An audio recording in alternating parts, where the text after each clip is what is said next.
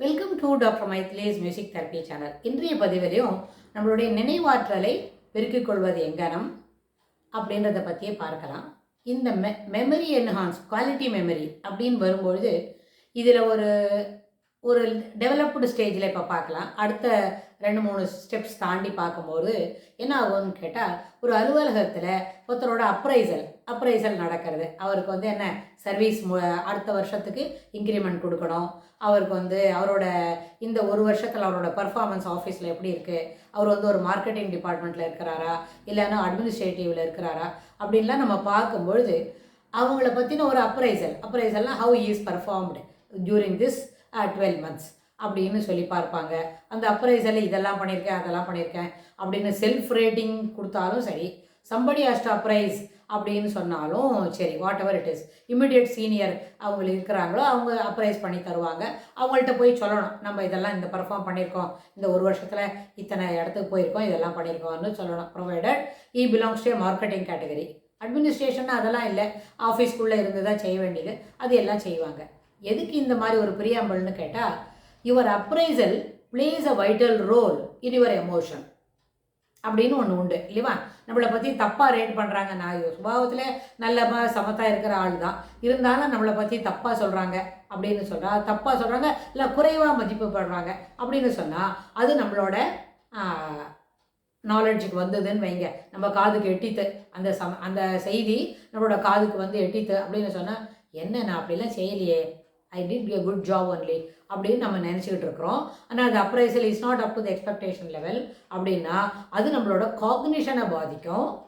நம்மளோட எமோஷனில் அது ஒரு it will play vital role in that. அன்றைக்கி பொழுதுக்கு நம்மளுக்கு மூட் அவுட் ஆகும். அந்த மூட் அவுட் ஆச்சுன்னு சொன்னால் நம்மளோட மெமரி அன்றைக்கி டிஸ்டர்ப் ஆகும்.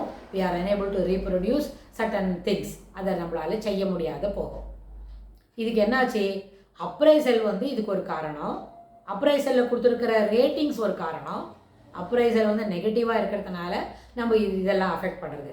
ஆனால் இதே அப்ரைசல், அவங்க சூப்பராக பர்ஃபார்ம் பண்ணிருக்காங்களே, 10 out of 10 கிடச்சிருக்கேன், all the areas it did a good activity, அதனால ஹஸ் பின் ரேட்டட் 10 வந்து out of 6 அப்படின்னு சொல்லி 6 கீழே 10 இல்லை 10க்கு 6 போட்டிருக்கிறாங்க அப்படின்னு சொல்லி நம்ம சொன்னமான அவுட் ஆஃப் 10 அவங்களுக்கு வந்து 6 பாயிண்ட் கிடச்சிருக்கு, is eligible for 3rd grade, என்ன பண்ணிக்கலாம், இன்க்ரிமெண்ட் கொடுக்கலாம் அப்படின்லாம் நம்மளை பற்றி சொல்லிருக்கிறாங்கன்னு வைங்க. அப்போ நம்ம என்ன நினைப்போம், அந்த அப்ரைஸெல்லாம் நம்ம காது வரைக்கும் எட்டும். நம்ம காது வரைக்கும் எட்டினா most probably it will not affect our emotion, it will not have any impact on your emotion. Naturally our ability to reproduce will be very good. It is expected என்ன, அந்த லெவலுக்கு மேலே அதிகமாகவே அது வேலை செய்யும். 10 out of 6 அவுட் ஆஃப் 10ல் அவங்களுக்கு 6 performance நல்லா இருக்குதா, வாட் எவர் இட் இஸ், அதில் நல்லா இருக்குதுன்னு ரேட் பண்ணினோடனே நான் அந்த பர்டிகுலர் அப்ரைசலோட ரிசல்ட்டு நம்மளுக்கு காது கட்டினோடனே அது நம்மளோட காகுலேஷனில் ஒரு வேலை பண்ணோம். அந்த காகுலேஷனில் பண்ணுற வேலை வந்து நம்மளோட எமோஷனை அஃபெக்ட் பண்ணோம். எமோஷனை அஃபெக்ட் பண்ணினா நம்மளோட அது பர்ஃபார்மன்ஸ்க்கு கொண்டு போய் விடும். It depends upon the affected emotion, our performance will be at par. அது வந்து சந்தோஷமாக இருந்தால் நல்ல பர்ஃபார்மன்ஸ் ஆகும், இல்லை ஒரு வேளை நெகட்டிவாக இருந்தால் it may likely to get in to the other line அப்படின்னு நம்ம தெரிஞ்சிக்க முடியும். அப்போ என்னாச்சு, காக்னிட்டிவ் எபிலிட்டிஸ் இருக்குது இல்லையா, நம்மளால் ஒரு விஷயத்தை புரிஞ்சிக்க முடியுது அப்படின்னு சொன்னால், அந்த புரிஞ்சுக்கிறது வந்து இது வந்து நம்ம சொன்ன ஒரு உதாரணம் ஒரு ஆஃபீஸ் லெவலில், அதாவது அடல்ட்ஹுட்டில் மிடில் அடல்ட்ஹுட்டில் ஒரு ஆஃபீஸில் ஒருத்தர் இருக்கும்போது ஒரு வருஷம் ப்ரொபேஷனரி பீரியட்லாம் முடிஞ்சு அவரோட பர்ஃபார்மன்ஸ் அப்ரைசல் பண்ணி அவருக்கு பர்மனெண்ட்டு கேட்டகரியில் அந்த எம்ப்ளாயை மாற்றும் பொழுது ஒரு இண்டஸ்ட்ரி லெவலில் அது செய்கிறது நியாயம். ஆனால் இதே மாதிரி தான் ஒரு வகுப்பறையில் ஒரு பையன் வந்து நல்லா படிக்கிறானா இல்லையா, அவனுக்கு என்ன மார்க் வந்திருக்கு அப்படின்னு நம்ம பார்க்குறோம். ஒரு 10ஆம் கிளாஸ் படிக்கிற பையன்னு சொன்னால் அவன் அப்போ அது ஸ்கூல் என்ன நினைக்கும், அவங்களுக்கு ரிசல்ட் வரணும் இல்லையா. ஒரு 10ஆம் கிளாஸில் ஒரு 100 பசங்க மெட்ரிக் எழுத போகிறாங்கன்னா 100 பேரும் பாஸ் பண்ணணும்னு அந்த ஸ்கூல் எதிர்பார்க்கும். School management will expect all the 100 candidates are to come out successful. ஒருத்தர் கூட டீடைன் ஆகக்கூடாது அப்படின்னு அவங்க நினைக்கிறது. அது ரொம்ப நியாயமானது தான். ஆனால் அதுக்கு தகுந்த மாதிரி பிள்ளைங்க ஒத்துழைக்கணும் இல்லையா. சில பசங்க படிக்கும், சிலது படிக்க மாட்டேன்னு சொல்லும், சிலது அழும்பு பண்ணும், எத்தனை நேரம் சொன்னாலும் மனப்பாட பகுதியெல்லாம் படித்து எழுதி காட்ட மாட்டேன்னு சொல்லுவான். So all these things will happen. அப்போ அவங்க என்ன பண்ணுவாங்க, அந்த டைமில் யாரெல்லாம் நிறைய மார்க் வாங்குவாங்கன்னு 2-3 குரூப் போட்டு பார்த்தாக்க சில பசங்க ரொம்ப கஷ்டப்பட்டு படிக்கணும் அப்போ தான் அவங்க பாஸே பண்ணுவாங்கன்னு தெரிஞ்சதுன்னா அவங்கள பற்றின அப்ரைசல் அவங்களுக்கு தெரிஞ்சிருக்கும் இல்லையா, அந்த அப்ரைசல் அவங்க காதில் கேட்டுதுன்னா ஓ நம்ம நல்லா படிக்க மாட்டோம் நம்மளை குரூப் பண்ணியிருக்கிறாங்க போல இருக்குது அப்படின்னு அந்த பிள்ளைங்க தெரிஞ்சுக்கிட்டா என்ன செய்யும், அதனோட பர்ஃபார்மன்ஸ் இன்னும் கொஞ்சம் குறைவாக போகிறதுக்கு எல்லா வாய்ப்புகளும் உண்டு. இன்ஸ்டட் அதை மாதிரி குரூப் பண்ணினா கூட அவங்களுக்கு என்ன செய்யக்கூடாது, உங்கள் பர்ஃபார்மன்ஸ் சரியில்லை அதர்வைஸ் என்ன நீங்கள் நல்லா படிக்கிற பசங்க தான், நீங்கள் பர்ஃபார்மன்ஸ் இந்த டெஸ்ட்டெல்லாம் சரியாக பண்ணாதனால you have been tagged as this அப்படின்னு ஒரு டேகை பற்றி சொல்லி அவங்களோட பர்ஃபார்மன்ஸ்க்கு ரிலேட்டடாக அதை ரேட் பண்ணினமான அவங்க பர்ஃபார்மன்ஸை அது குறைபார்த்து காட்டிடும்.